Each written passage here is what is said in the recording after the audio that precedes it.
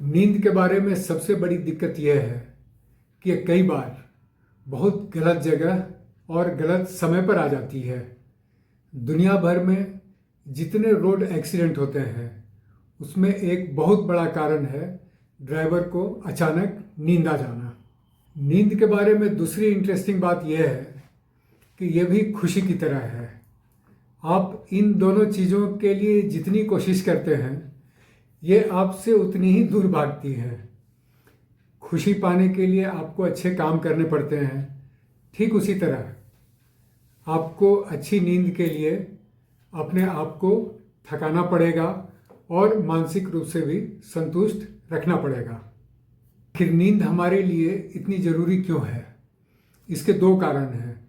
Number एक, जब हम सो रहे होते हैं तो उस समय बॉडी को अपनी मेंटेनेंस का, रिपेयर का काफ़ी टाइम मिलता है। नंबर दो, नींद का होना हमारे ब्रेन के लिए भी बहुत ज़रूरी है। जब हम सोते हैं उस समय ब्रेन में दिन भर की जो इन्फॉर्मेशन है उनकी प्रोसेसिंग होती है और उससे भी इम्पॉर्टेंट काम यह होता है कि जो दिन भर का वेस्ट मटेरियल है उसको भी ब्रेन से बाहर निकालने में मदद मिलती है। हम चाहे जितनी भी एक्सरसाइज कर लें या जितनी भी अच्छी डाइट ले लें, लेकिन अगर हमारी नींद अच्छी नहीं है तो इससे हमारी इम्यूनिटी भी लो होती है और हमें बार बार बीमार पड़ने की संभावना भी बढ़ती रहती है। अब बात आती है कि हमें कितना सोना चाहिए। इस बारे में स्टडीज़ ये कहती हैं कि आपका सोना आपकी एज, आपके हेल्थ स्टेटस और आपकी फिजिकल ज़रूरतों के ऊपर डिपेंड करता है।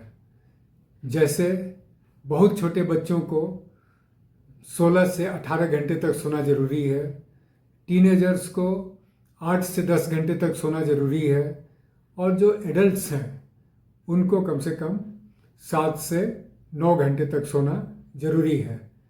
जिनकी फिजिकल ज़रूरतें ज़्यादा हैं, जैसे एथलीट्स या मज़दूर जिनको बहुत ज़्यादा शारीरिक श्रम करना पड़ता है, ऐसे लोगों को कुछ ज़्यादा ही सोने की ज़रूरत पड़ सकती है। कई लोग ये पूछते हैं कि क्या हम कम सोकर भी काम चला सकते हैं? इसके बारे में एक्सपर्ट्स का कहना है नहीं। ये ठीक उसी तरह की बात हुई जैसे शहर में रहने वाला मजदूर बहुत कम पैसों में अपना किसी तरह से काम चलाता हो, लेकिन इससे उसकी ज़रूरतें पूरी नहीं होती और उसकी सेहत पे बहुत असर पड़ता है। कभी कभी कुछ बहुत ज़रूरी काम आ जाने से हो सकता है कि हमें 2-3 दिन तक बहुत कम नींद लेकर काम चलाना पड़े, लेकिन अगर आप इसे लंबे समय तक कंटिन्यू करेंगे तो इसे एक्सपर्ट्स कहते हैं आपके ऊपर नींद का कर्ज बढ़ रहा है, स्लीप डेट। तो ऐसा भी संभव नहीं है कि सप्ताह के 5 दिन, जैसे कई कॉरपोरेट ऑफिशियल्स कर सकते हैं कि सप्ताह के 5 दिन तो 4 घंटे 5 घंटे सोकर काम चला लें और वीकेंड पे 10 से 12 घंटे तक सो लें। नींद भी आपके खाने की तरह और एक्सरसाइज की तरह ये डेली की चीज़ है। ऐसा नहीं हो सकता है कि आप सप्ताह में 5 दिन तो कम कम खाना खाएं और छठे और 7वें दिन आप बहुत ज़्यादा खाना खा के इसको कंपनसेट कर लें। तो आपके ऊपर बची हुई नींद का जो कर्ज चढ़ता है, इसके कारण आपको बहुत सारे प्रॉब्लम हो सकते हैं। उसमें से हैं, इम्पॉर्टेंट हैं, आपकी ओबेसिटी, आपका मोटापा बढ़ सकता है और मोटापे से रिलेटेड जितने प्रॉब्लम हैं, हार्ट डिजीज़ हो सकती है, डायबिटीज़ हो सकता है, हाई ब्लड प्रेशर हो सकता है। तो इसलिए अच्छी नींद का कोई दूसरा विकल्प नहीं है। अगर आप हिस्ट्री में देखें तो ऐसे कई लोग मिलेंगे जो बहुत बड़े बड़े लोग भी हुए हैं जिनका स्लीप पैटर्न बिल्कुल अलग अलग है। उसमें से कुछ तो बहुत कम सोते थे और कुछ बहुत ज़्यादा सोते थे। जैसे आइंस्टाइन के बारे में कहा जाता है कि वो प्रत्येक दिन 10 घंटे सोते थे अब आप इसमें कंफ्यूज नहीं हो कि आपके लिए क्या उचित है। आपके लिए क्या उचित है, इसका सबसे बड़ा आप प्रयोग ये कर सकते हैं कि 7 दिन आप बिना अलार्म के सोएं, और जब नेचुरली आपकी नींद खुल जाए तो आप देखें कि सुबह उठने के बाद आप फ्रेश महसूस करते हैं कि नहीं, दिन भर आप फिजिकली और मेंटली ठीक से काम कर पाते हैं कि नहीं, वही आपके लिए पर्याप्त नींद है। कई एक्सपर्ट्स ये सलाह देते हैं कि क्योंकि आदमी ऐसा प्राणी है बाकी पशु पक्षियों की तरह जो दिन में जागता है और रात में सोता है, तो इसे सर्कैडियन रिदम को फॉलो करना चाहिए। इसका मतलब ये हुआ कि सुबह की जब रोशनी हो उसके साथ हम जग जाएं, और शाम को जब रोशनी खत्म हो तो हम फिर सोने की तैयारी करने लगें। यह सुनने में तो बहुत आइडियल लगता है और इसको फॉलो करने के बड़े फ़ायदे भी हैं। हमारे पूर्वज ऐसा किया करते थे। लेकिन आज की दुनिया में जहाँ वर्क फोर्स का कम से कम 15 से 20% लोग नाइट शिफ्ट में काम करते हैं, जैसे कुछ प्रोफेशनल्स, मेडिकल स्टाफ हुए, कुछ फैक्ट्री वर्कर्स हुए, पुलिस वाले हुए, तो इन लोगों के लिए सर्कैडियन रिदम को फॉलो करना थोड़ा सा मुश्किल होगा, और न ही सिर्फ मुश्किल होगा बल्कि इनके हेल्थ पर भी इसका बड़ा बुरा प्रभाव पड़ सकता है, क्योंकि इनकी नींद कभी पूरी नहीं होगी। प्रत्येक दिन एक्सरसाइज करें और दिन भर कोशिश करें कि आप फिजिकली एक्टिव रहें, ताकि जब आप सोने जाएं तो आपका शरीर थका रहे और आपको अच्छी नींद आए। लेकिन सोने का जब समय होने वाला हो उसके पहले आप कभी भी हेवी एक्सरसाइज मत करें, उससे आपकी नींद भाग जाती है। नाइट शिफ्ट वाले इसी वजह से अगर शाम को एक्सरसाइज करें तो उनको नाइट शिफ्ट में जगे रहने में मदद मिलेगी।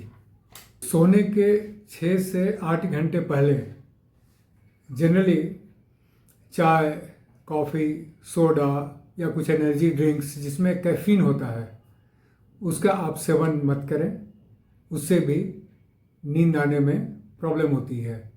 नाइट शिफ्ट वाले इसका सेवन कर सकते हैं, उन्हें रात में जागने में मदद मिलेगी।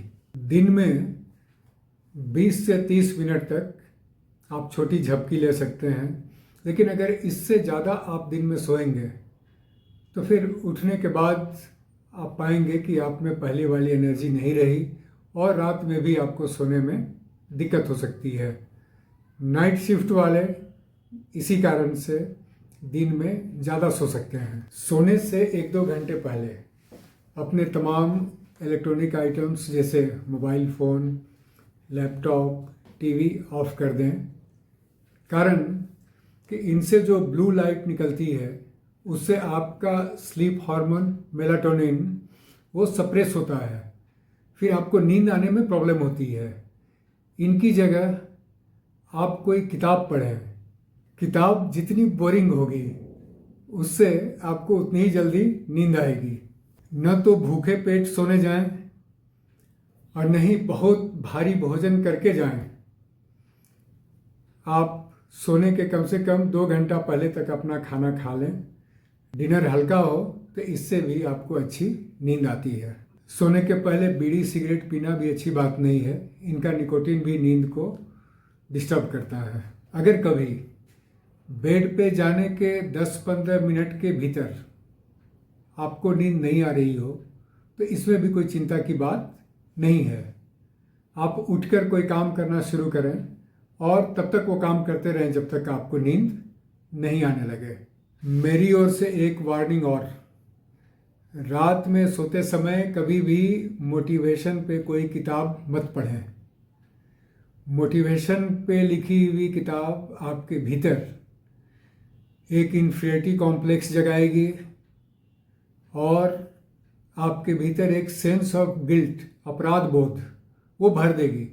आपको यही लगेगा कि यार मैं इतना बेकार आदमी हूँ, सारी ज़िंदगी मैंने बेकार गंवा दी। फिर आपकी जो रही सही नींद है वो भी गायब हो जाएगी। अच्छी नींद के लिए 2 बातें ज़रूरी हैं। नंबर 1 कि आप फिजिकली थके रहें और नंबर 2 कि आपका मन शांत हो।